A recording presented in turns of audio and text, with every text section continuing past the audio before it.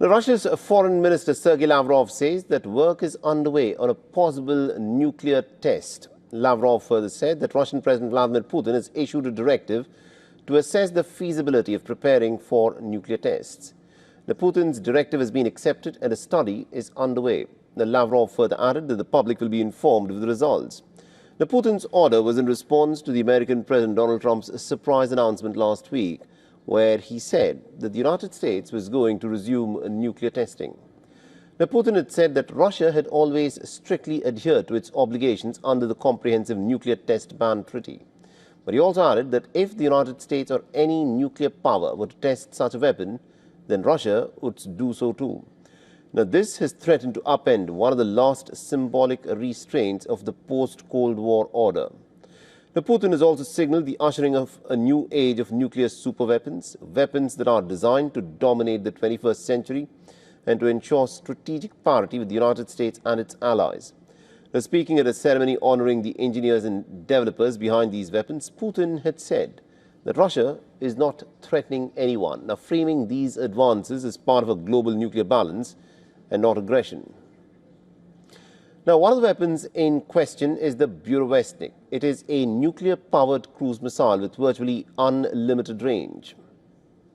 Now, there's also the Poseidon, which is a nuclear-powered underwater drone that is capable of massive destruction.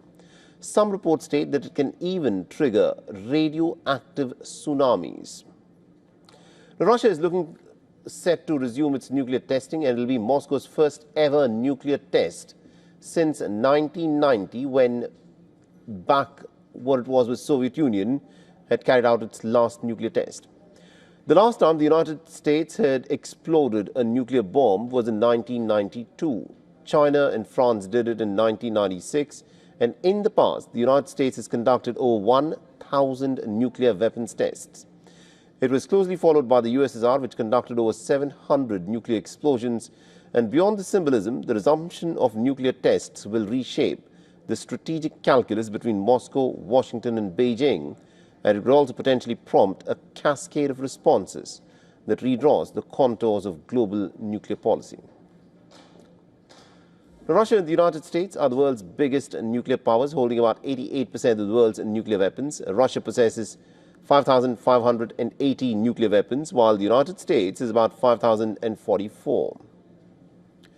Now, Russia's return to nuclear testing will shatter a global moratorium that is largely held for about 3 decades.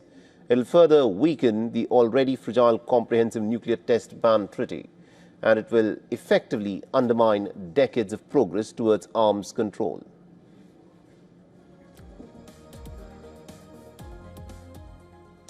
And I earlier spoke with retired Lieutenant Colonel Daniel Davis, who is a military expert and retired from the U.S. Army after 21 years of active service. Listen in to what he had to say.